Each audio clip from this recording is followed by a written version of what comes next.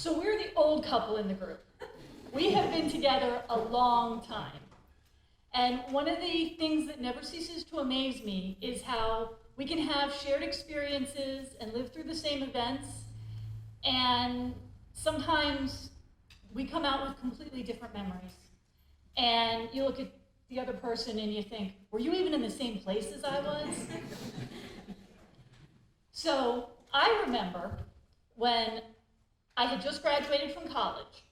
I had spent the year studying abroad in England. So I had been focused on backpacking through Europe and hitchhiking in Scotland and really packing that year with all the experience I possibly could.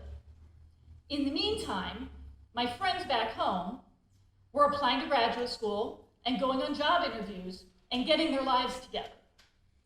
So when I got back to the States, I was kind of at loose ends. So I did what any self-respecting 22-year-old does in that situation. I moved back home with my parents.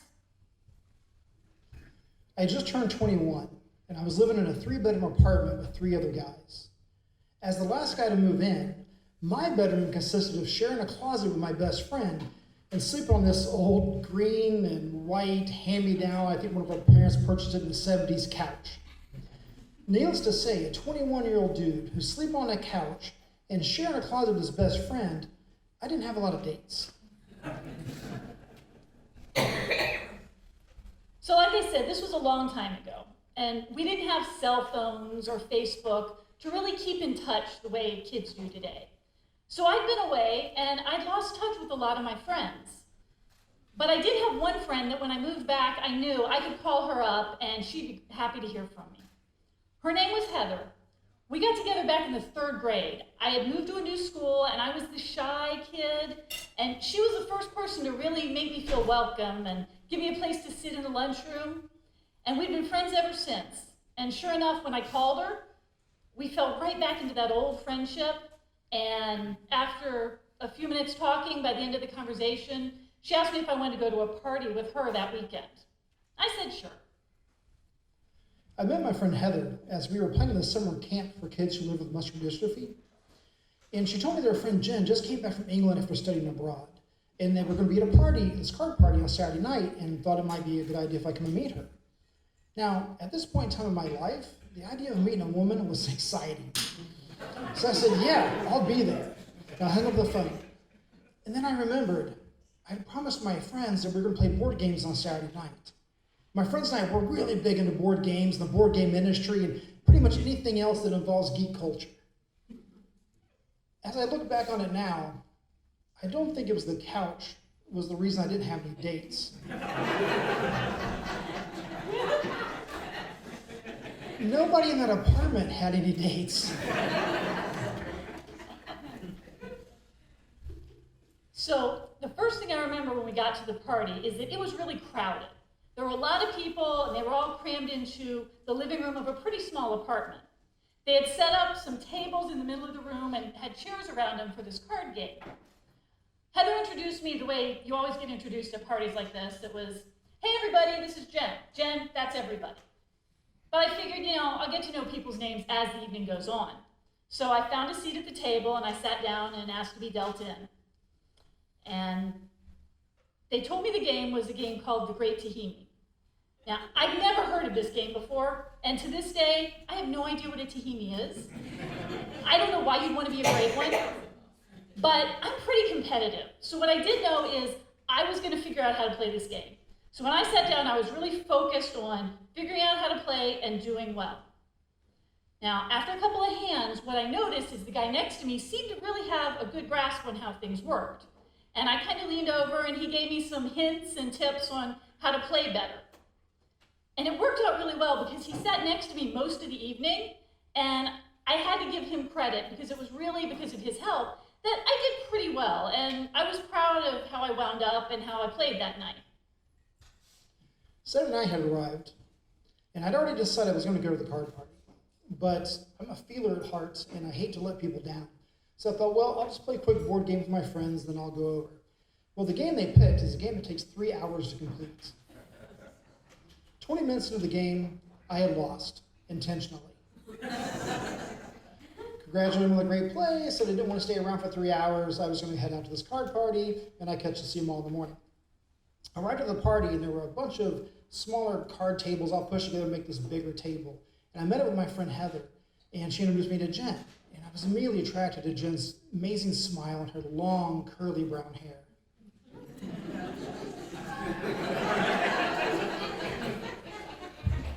Now, the game they were playing is a game called The Great Tahini. This is one of my favorite games for group people, for large groups of people of all times. Now, the purpose of this game is to get rid of all the cards in your hand as fast as possible. The first person to get rid of all their cards becomes the Great Tahini and sits at the head of the table. And then everybody else continues to play, and they set rank order from the Tahini based on where they went out. Now, I play this game a lot. I know all the strategies to become the Tahini or stay in the top half of the table at all times. But tonight, I had the extra challenge that I wanted to sit next to Jen the entire evening. In order for that to happen, we had to have our hands go out at about the same time. So I developed a strategy that involved me peeking at her hands and giving her tips on how to play. My strategy worked. We sat together the entire night. We had great conversation. I made her laugh out loud several times. I felt like I really made a good connection. So a couple days later, Heather calls me up again and asks me if I want to go out. This time, she wants to go over and visit some of her friends, which I thought sounded great. And then she says, well, there's this one guy I think you'd really hit it off with. His name's Doug. And I was, okay, great, I'd love to meet somebody new. So the night comes around, and I decided I want to make a good impression. So I'm going to look nice. I fixed my hair, I put on makeup, I put on my favorite outfit, which was a black mini skirt and this poofy white shirt with big full sleeves that cuffed at the wrist and a wide collar. And looking back now, I gotta admit, only a poet or a pirate can really pull off that shirt. But I felt great, I thought I looked good, and I was excited to go meet this guy. 2 nights after the card party, Jen and Heather came over to my apartment. I thought, I did it. I made a great impression. Here she is. I remember she had this black miniskirt, and she had this white kind of fluffy top, and I wondered if maybe she had just came from the Renaissance Festival, and maybe she hasn't changed her shirt yet. But then it occurred to me, I think she's a geek, and if she's a geek, I just hit the jackpot. So Heather picked me up, and she suggested that we get some ice cream to take over. And apparently the guy's favorite flavor was butter pecan. Now, really, as far as I'm concerned, if there's not chocolate in it, what's the point? But I wanted to make a good impression, so okay, we went with the butter pecan. And we went over, and we show up, and it's a typical college bachelor kind of apartment. There was a weight bench in the dining room next to the table. The furniture was all mismatched, probably hand-me-downs from somebody's parents, and included the most god-awful couch I have ever seen. And of course, in the living room, there's a big TV and a video game console. But then I met Doug, and he was funny, and he had beautiful brown eyes, and we had a great time together, and we sat on that terrible couch, and we ate ice cream, and he told stories. And by the end of the night, when he asked me for my number, I said, sure. I was really excited. After we'd been talking for a while, I remembered I had a half-gallon of butter pecan ice cream in the freezer. So I went and grabbed it in several spoons. We said we ate the ice cream right out of the container. Now, this was back in the day when it was okay to share bacteria among friends, before we had Purell. And we had talked for several hours, and it felt like I've known Jen for years. We just had this really great connection, and I made sure that that night I got her phone number. Now, I didn't want to come across as this desperate guy who's sleeping on a couch and sharing a closet with his best friend. So I waited the customary 24 hours before I returned her phone, before I made the phone call. The next day, I couldn't stop thinking about Doug and how much fun we'd had together. But I'm the kind of person that I have never made a decision that I couldn't second guess. So I really wanted to think this through. So I took out a sheet of paper, put a line down the middle, pros and cons. And I said, okay, pros. He's cute. Okay, I know that sounds kind of shallow, but seriously, it's not a con. On the con side, though, he had this cheesy mustache But I figured if we hit it off, then I could give him a razor as a Christmas present.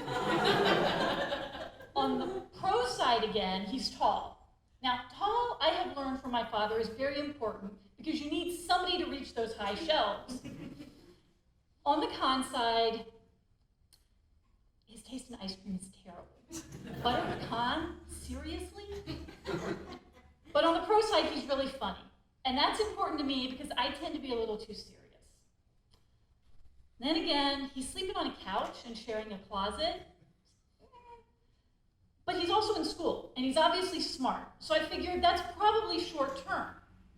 So my final conclusion on the bottom of the paper I wrote, seems to have positive long-term potential. Expect good return on investment. And then when he did call and ask me out, I agreed. I called Jen the next day and asked her out, and she said she'd go out with me. And then one day turned into 2 dates, into 3 dates, and before long we were going out regularly. Now, as we were dating, we learned that we had so much in common, but we also had our differences. She likes to do pros and cons lists, and I like coming up with harmony and developing a relationship and making an emotional connection. We were approaching our 1-year anniversary, and we were at dinner, and we were reminiscing about our first year together, and I asked her, do you remember that first night that we met? Yeah, we were over at your apartment, we had ice cream, it was cool. No, it was at the card party. What card party? The one with Heather and Andy. I sat next to you the entire night. You laughed. I Okay, joked. oh yeah, I remember that party. You were there? Yeah, I sat next to you the whole night. Okay, you know what? I remember that guy, he was really funny. I just never realized it was you.